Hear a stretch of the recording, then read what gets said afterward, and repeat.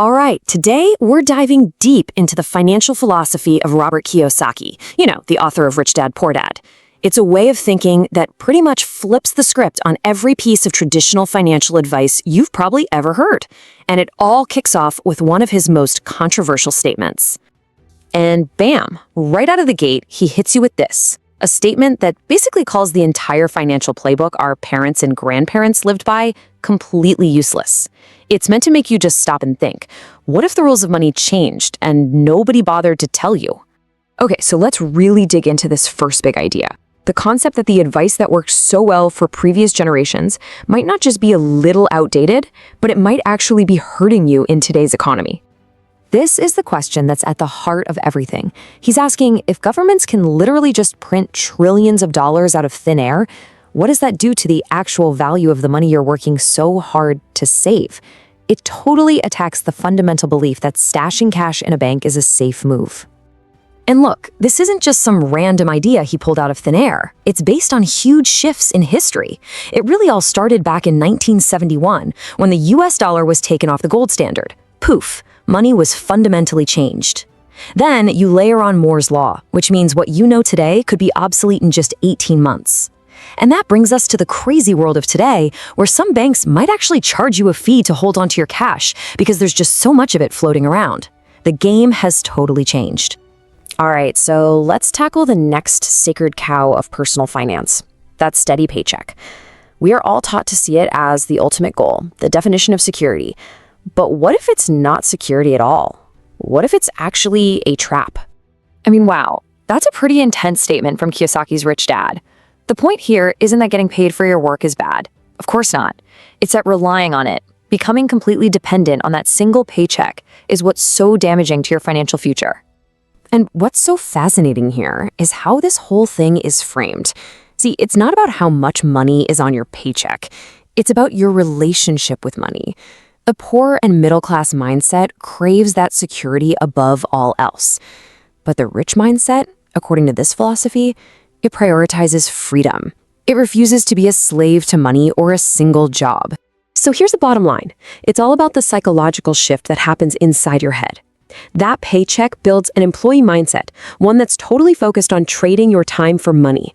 And breaking free from that way of thinking is supposedly the first step to a totally different kind of financial life. Okay, so if saving is out and a paycheck is a trap, then how in the world are you supposed to build wealth? Well, this is where things get really weird and counterintuitive.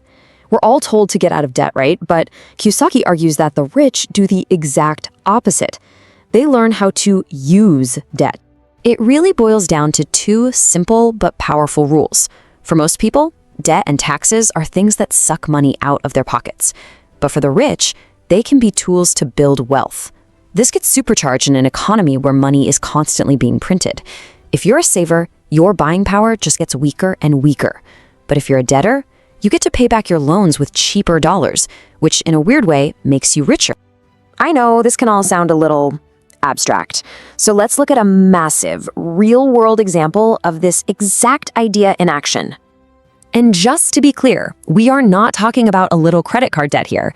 Kiyosaki himself talks about refinancing $300 million in debt. I mean, that is a staggering number. And this chart just lays out the genius of the strategy perfectly. He took that enormous pile of debt and refinanced it, dropping the interest rate from 5% down to 2.5%. By doing that, he basically slashed his cost of money in half. That single move puts a huge amount of cash back in his pocket every single month. He's literally creating wealth from the debt itself. And that quote right there, it just sums up the whole idea. It's not about running from debt. It's about getting a financial education, learning how to tell the difference between bad debt that makes you poor and good debt that you can use as a lever to get richer. But let's be real, this is a seriously sharp, double-edged sword. Trying to use debt like this without knowing exactly what you're doing is a recipe for disaster. The key in this philosophy is always the knowledge. You have to get the education before you take the action.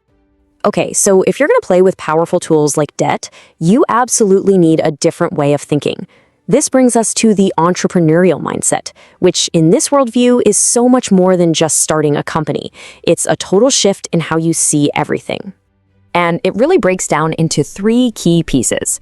Number one is your mindset. That's the foundation of everything. What you believe about risk, about failure, about success. Number 2 is your skill set, the actual things you know how to do, like selling or marketing. And number 3 is understanding the rules and realizing that the rules for taxes, debt, and the law are completely different for a business owner than they are for an employee.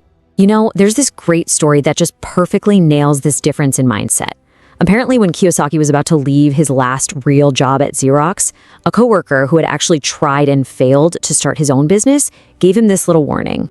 But his response, wow, it reveals everything you need to know about this mindset. He didn't argue. He actually agreed that he would fail. He saw it as part of the journey. The difference was that absolute commitment.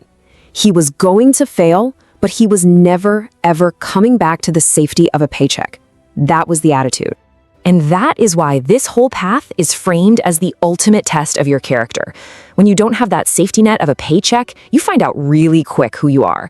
That pressure cooker forces you to get smarter, to get hungrier. It puts you at a crossroads. Do you bend the rules and become a crook? Or do you dig deep and become a more capable, better human being? The pressure doesn't build character, it reveals it. So all of this, it all builds to one final and, honestly, most important piece of the entire puzzle.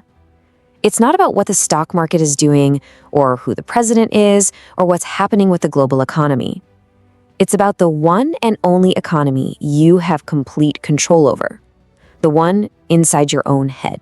And this just lays out the two sides so clearly, right? The person with an external focus is basically a victim. If the economy is bad, they're in trouble. They're just a leaf blowing in the wind.